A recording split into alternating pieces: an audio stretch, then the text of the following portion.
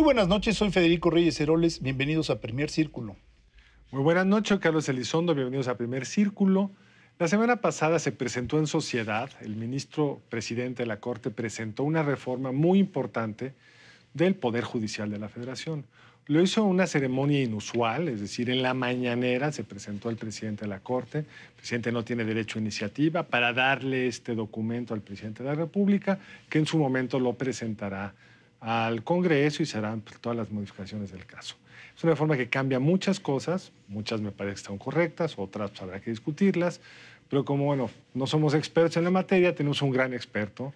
E invitamos a quien hasta hace poco fue el presidente de la Barra de Abogados, que hoy es presidente del Consejo Mexicano de Abogacía o Consejo General de Abogacía, José Mario de la Garza. Bienvenido, José Mario. Muchísimas gracias. A ver, dinos una primera, digamos, es proyecto, tendrá que discutirse todavía, pero es el trabajo que el presidente de la Corte le presenta oficialmente al presidente de la República. Sí, se había hablado de la necesidad de efectuar una reforma importante al Poder Judicial. Es un reclamo pues, que existe ya de manera muy reiterada. Y Arturo Saldívar, el presidente de la Corte, había hecho este compromiso de presentar un paquete de reformas.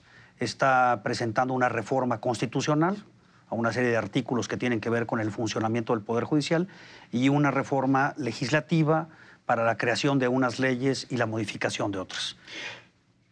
Ahora, yo cuando leí el documento me llamó la atención, porque quizá no lo recuerdo, la última gran modificación de la Suprema Corte de Justicia y en general del Judicial se dio en los primeros 2 años del régimen del presidente Zedillo, pero no hubo una crítica tan abierta y menos una autocrítica de la Suprema Corte de Justicia. Cuando uno revisa la exposición de motivos de la reforma es terrible porque habla de nepotismo, de ineficiencia, de jueces que no tienen la preparación debida, de círculos viciosos dentro del propio judicial. En ese sentido, de entrada es inédito, ¿no? Que de la propia Corte surja este elemento de cambio y una propuesta tan crítica, ¿no? Que se reitera en las modificaciones que están planteando, ¿no? Fíjate que el consejero de la Judicatura, Felipe Borrego, que ya terminó, hizo hace algún tiempo reciente un análisis sobre el nepotismo, analizó el primer distrito judicial, que es el que corresponde a la Ciudad de México, y detectó pues, que sí, efectivamente, te encontrabas con jueces que tenían 10, 15 parientes y que el sistema de hacer los exámenes, de seleccionar, pues, estaba viciado y se permitía que había una especie de redes familiares y que entonces el acceso al Poder Judicial pues, pasaba por esta estructura de familias que controlaban. Entonces sí hubo un documento del Consejo de la Judicatura que también fue muy criticado. Muy criticado. Y fue muy criticado el papel porque decían que Felipe Borrego estaba dentro del sistema al estar precisamente en el Consejo de la Judicatura y que con el sueldo que recibía fue que elaboró ese documento que era contundente. Al contrario, hay que celebrar. Creo que habría que celebrarlo, ¿no? Como hay que celebrar esto, porque yo creo que es mucho mejor una reforma que se haga desde adentro, con alguien crítico, conociendo el funcionamiento de la Corte, que una tentación que la cuarta transformación pudo haber tenido. Empecemos de cero, porque aquí el pasado todo está apestado. Entonces yo creo que eso es en sí mismo muy interesante. Pero ¿cuáles son los principales cambios, José? Mira, yo te diría que hay, entre lo destacable de la reforma, el reflexionar y replantear quiénes deben ser los jueces, quiénes deben ser las juezas que estén al cargo del Poder Judicial Federal, cuáles son los procesos de selección, cómo debemos de generar una meritocracia, cómo debe ser esta carrera judicial, en dónde deben de estudiar, cuáles deben ser estos requerimientos, cómo deben de hacerse los concursos y toda esta serie de reglas complejas para lograr que tengamos a los jueces que sean independientes, que estén ajenos a los temas de corrupción y que puedan tener los conocimientos jurídicos para poder resolver los casos. Me parece que ese es uno de los aciertos importantes de la reforma que plantea Saldívar. En principio ya lo teníamos. Había una carrera, había unos exámenes. Sabemos que no funcionaba. Estaban muy comprometidos. ¿Cuáles son las diferencias que harían o que podrían hacer que esto funcionara mejor? ¿Dónde están los cambios que le cierran la puerta al nepotismo, la corrupción, el abuso? ¿Dónde están? El primero sería la escuela judicial que se está proponiendo. Replantear la manera en la que los jueces estudian y se preparan. Ese me parece que es un acierto, ¿no? Reestructurar una escuela para jueces. Segundo, controlar los sistemas de acceso, que eran los exámenes. Hubo muchas notas en la prensa de exámenes donde ya se sabía cuáles eran las respuestas, donde se les entregaban a los jueces y hubo este tema de corrupción. Entonces, controlar los exámenes. Pero eso sería administrativo. Pues sí, esta parte es una parte que pasa más por un control administrativo, pero sí creo que hay una reflexión de fondo, porque la reforma que plantea Saldívar está dándole una preferencia, déjame decirlo así, a quienes ya están dentro del Poder Judicial. En mi lectura no preferencia, es cerrado a ellos nada más. En muchos casos los exámenes van a ir dirigidos. Por ejemplo, una persona que quiere ser magistrado o que quiere ser magistrada, pues tiene que venir de la carrera judicial y tiene que estar en la posición inmediata inferior, Sí, en la estructura, no puede ¿verdad? venir de afuera, no puede venir y de no otro. puede ser un secretario de acuerdos, vamos a decir, que ese es un funcionario que trabaja en un juzgado. Tiene que ser el inmediato inferior. Entonces, eso habla también de qué tipo de poder judicial queremos en México. Si queremos permitir que entre la academia, que entren los litigantes, que entren otra reflexión, otras visiones de cómo deben de resolverse y pacificarse los conflictos. Que al final del día estás diciendo esto, Pero ¿no? explíquenos qué es eso de pacificar el conflicto. Pues mira, aquí también hay una reflexión muy interesante en cuanto a que el Poder Judicial Federal ve una muy pequeña parte de la problemática de lo que sucede en México. Habría que también pensar en la reforma del Poder Judicial local. Eso me parece que es un tema que no se está discutiendo de fondo. La mayoría de los conflictos que tienen los mexicanos y las mexicanas están en la justicia local, en los tribunales locales. Los conflictos familiares, los conflictos respecto de propiedades, de arrendamientos, los conflictos sin carácter de penales, ahí están, ¿verdad? Y estos jueces y estos tribunales funcionan para dar una explicación de cómo debe resolverse un litigio, cuáles son las razones por las cuales una persona tiene la razón y la otra no, cuáles son las razones jurídicas por las que una persona gana y la otra pierde, y en la medida que eso se explique bien y quede transparente, pues eso conforma a la sociedad, se quedan conformes con esa sentencia. Hoy por hoy tenemos un gran problema con la sociedad. Las personas no creen en esas sentencias. Perdón que te interrumpa, pero eso es a nivel local. ¿En qué nos ayuda esta reforma a esa narrativa de la justicia de la que estás hablando, si es a nivel federal? Bueno, a nivel federal, a tener jueces con una meritocracia, yo diría, con buena preparación y que sean de manera independientes en los temas del juicio de amparo, que es básicamente lo que se tramita ante los juzgados federales. Pero también hay toda una discusión acá respecto a qué sienta, por ejemplo, jurisprudencia. Ese es un tema muy interesante, es un segundo tema. Pero una de las cosas más injustas es que tú te amparas, te dan a ti la protección, yo no hago no tengo los recursos, lo que sea, tú estás protegido contra la inconstitucional de tal ley o tal acción y yo no. Claro, eso es un tema. ¿Y ahora cómo quedaría? ¿Cuál es la gran cambio en este sentido? Bueno, mira, yo te diría que la reforma Saldívar tampoco trastoca de fondo ni es de gran calado para modificar la manera en la que opera la justicia federal. Como bien decías, pues son temas que tienen que ver con estos procesos de carácter administrativo, pero no estamos viendo que venga Saldívar a proponer un cambio sustancial en decir, con una persona que gane un amparo en donde se decrete una ley inconstitucional va a aplicar para todos. No llegó a eso. No llegó a eso. Y ahí hay un tema que me parece que hay que subrayar. El problema de acceso a la justicia en este país. Lo que acabas de señalar tú es muy importante. El juicio de amparo es extremadamente complejo, extremadamente técnico. Muy caro. Muy caro. Y entonces, ¿qué pasa, Federico? Que las personas que tienen una violación a los derechos humanos, en términos generales en este país, que además se han vuelto cotidianas. Imagínate una persona a la que no le dan las medicinas, una persona que no tiene acceso a la educación, a los temas de derechos humanos.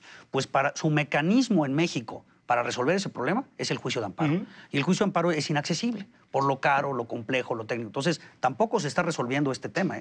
¿Cómo haríamos un juicio de amparo más sencillo, más accesible, que permitiera que la gran cantidad de la población pudiera acceder? Eso no lo dice la reforma. En el documento hay una clara, digamos, un reconocimiento muy evidente de que la justicia no está llegando a los más pobres.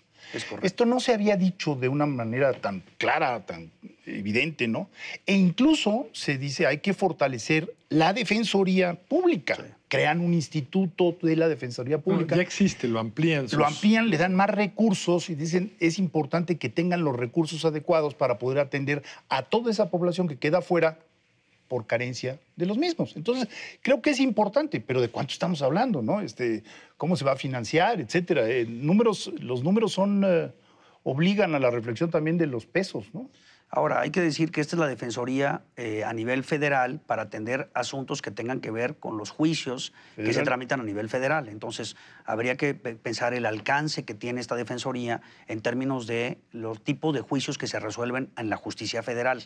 Es bien importante porque, aunque es un tema técnico, en México tenemos esta división de la justicia federal y la justicia local. Entonces, no te alcanza esa Defensoría para resolver los problemas ordinarios. Hoy existe ese instituto y en general defiende a narcotraficantes. Asuntos porque penales. Sobre todo temas de crimen organizado. No hay quien quiera defenderlos. Y entonces acaban siendo definidos por este instituto. Entonces, el objetivo es muy loable, pero como dices, no tiene todo el alcance. Ahora, donde sí noté un cambio interesante es en esta vieja práctica de las 5 jurisprudencias en el mismo sentido. ¿Nos explicas qué significa esto? Eso es un tema que me parece de los de mayor relevancia, ¿no? Actualmente, para que estos criterios que van tomando los tribunales se vuelvan obligatorios, tenemos un sistema dual.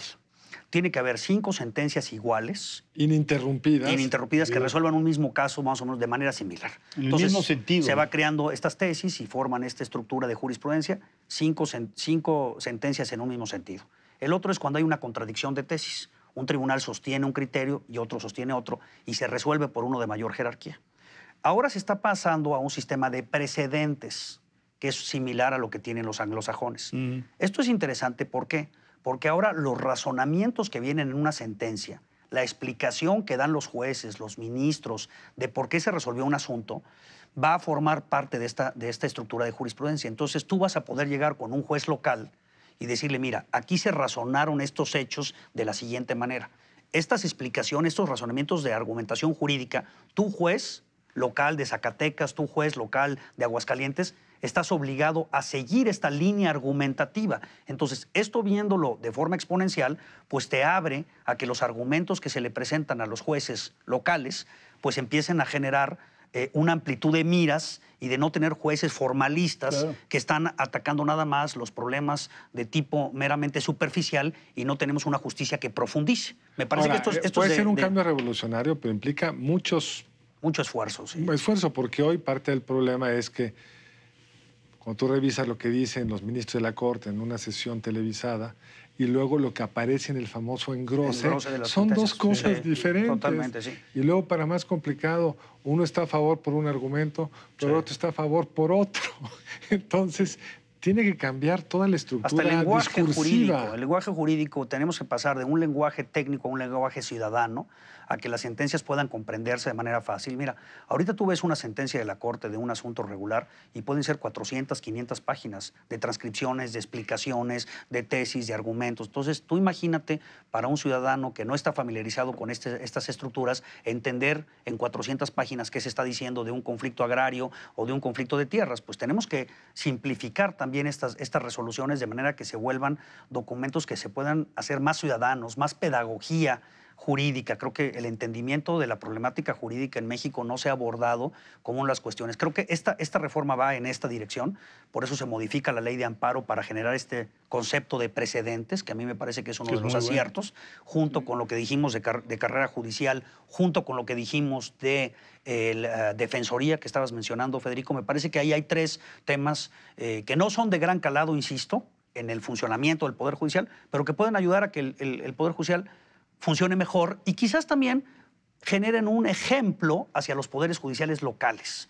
Ese es un papel, claro. Una especie de movimiento hacia decir una reflexión. Entonces tenemos también que modificar la estructura de la justicia local en un símil de lo que se está haciendo, porque el nepotismo y la corrupción en la justicia local pues es mayor todavía a lo que se señala en el documento, Federico. Ahora, algo que ha sido muy criticado en el mundo jurídico, y cuando lo comenta uno con alguna persona en el exterior, algún académico, lo que fuera, son que las sesiones son televisadas, por un lado, pero por el otro lado los ministros reciben en privado a las partes, cuando debiera ser al revés, ¿no? Que no hubiera estas audiencias... El alegato de oreja. El alegato de oreja, y que a lo mejor las sesiones del Pleno no deban ser televisadas porque hay ministros que atienden al televisor antes que a la parte. Y esto no viene contemplado tampoco en el documento, no se abordó. Ese es un tema que tiene que ver con el ejercicio de la profesión de la abogacía en México. Hay una costumbre muy arraigada de la abogacía de hablar en lo individual con los jueces. Pero en muchos países está prohibido, punto. No, cuando prohibido. Tú se lo dices a un europeo, se extraña mucho. No hizo un trabajo ¿verdad? sobre eso. En Nicaragua está prohibido. Sí. O sea, no tienes que irte a Finlandia. Esta idea de que el juez tenga que estar en presencia de las dos partes, me parece que es algo que se pudo abordar estableciendo que para recibir en audiencia a las partes tendrían que estar las dos. Me parece que se hubiera podido incluir. En muchos otros países. Es un tema que se ha querido regular y no se ha podido. Pero con lo que no podemos negociar es con el tiempo, José Mario, es que vamos a un corte y ahora regresamos a seguir comentando esta muy importante propuesta del ministro Saldívar.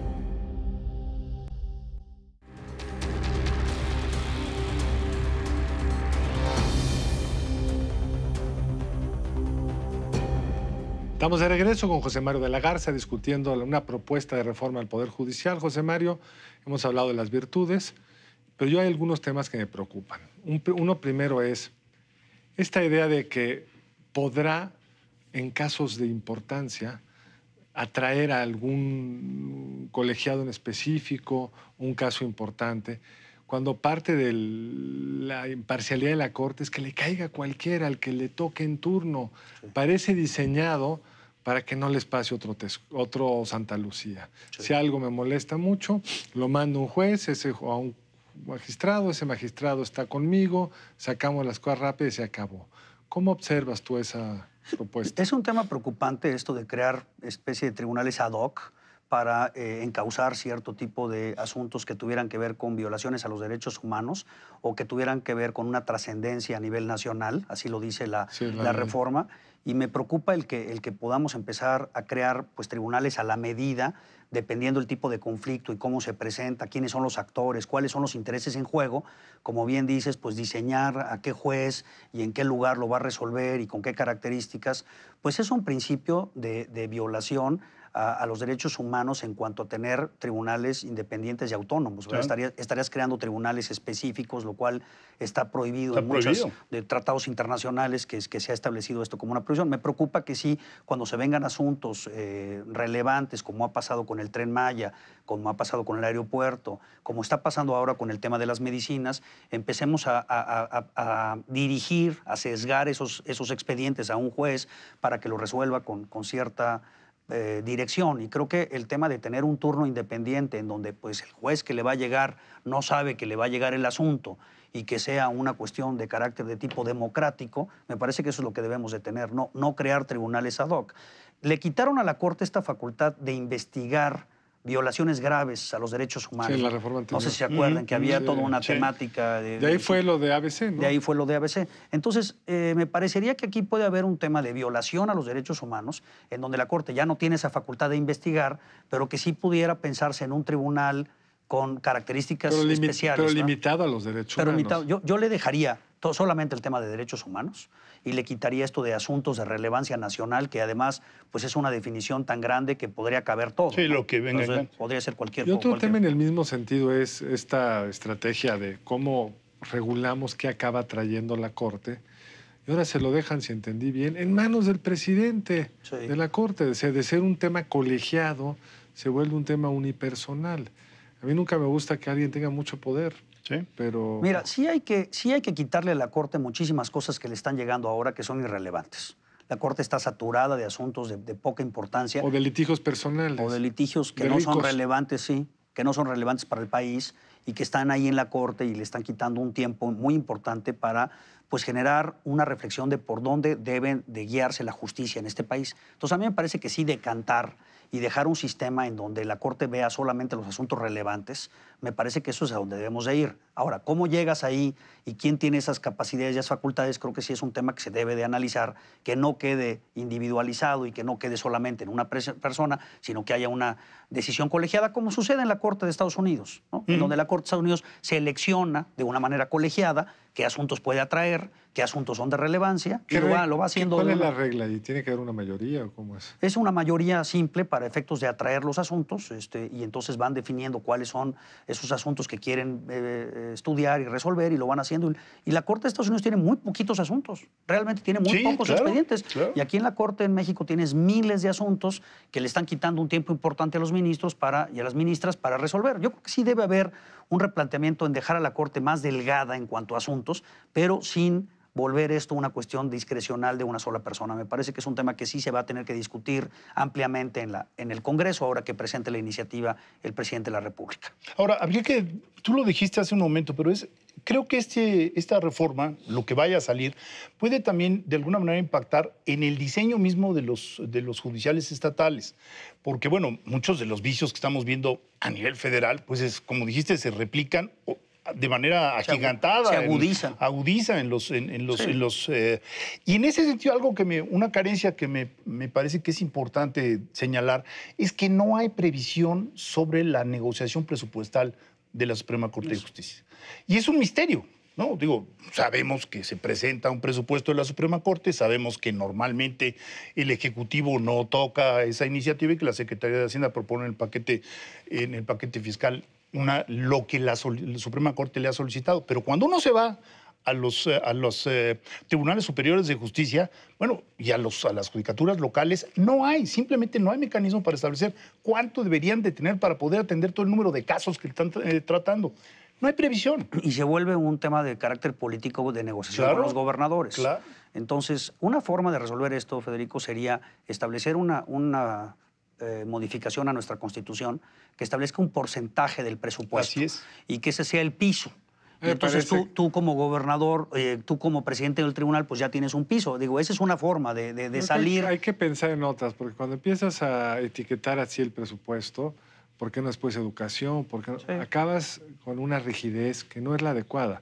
Estados Unidos y otros muchos países no tienen esas cuotas, lo que tienen es mecanismos políticos que aseguran que los poderes judiciales tengan y presión social, porque la gente valora sus poderes judiciales para que tengan los recursos adecuados. De que les falta dinero sin duda. Alguna vez hice un trabajo donde compara los presupuestos de algunos estados, gastan más en los partidos políticos que en el Poder Judicial. Pero déjame decirte algo, mira, yo conozco presidentes de los tribunales a los que el presupuesto se les va dando por goteo, y muchas veces no tienen para pagar ni siquiera la nómina. Hay que buscar un mecanismo. Coincido contigo en que no genera una camisa de fuerza, pero yo creo que el tema presupuestal del Poder Judicial, tanto a nivel federal como a nivel local, así es, se tiene que plantear, porque también es esto. Tú ves todas las gráficas que hay de medición de estadística judicial, en todos los estados de la República, el incremento de asuntos, el incremento de demandas, de expedientes, de averiguaciones, de carpetas de investigación es exponencial. Y no aumentan ni el número de jueces. Claro. Así es. No aumentan los jueces. Los tribunales están saturados físicamente. Sí, imagínate un juez, 2,000, 3,000 expedientes, ¿cómo lo resuelves? A ver, José Mario, se nos va a acabar el tiempo seguramente muy pronto. ¿Qué le falta? Si tú tuvieras, si te hablaran por ahí, a ver,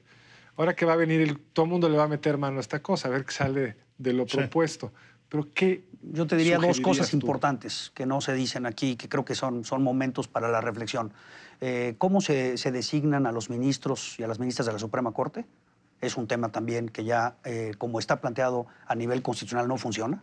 Ya el sistema lo tendríamos que cambiar. ¿Por qué? ¿Por qué no funciona? Porque está diseñado para que el Ejecutivo tenga un peso específico en la manera las ternas, los plazos que tiene el Senado para resolver. Si no te pones de acuerdo, y si no, yo acabo nombrando a quien yo. Y las ternas ya van, pues ya lo hemos visto, muy dirigidas. Entonces no analizamos un caso, sino y el nivel de interlocución del Senado con los que van en las ternas. Me parece que el sistema no funciona. El sistema no funciona. Sí, normal te mando uno, deséchamelo, ¿no? Una mayoría calificada.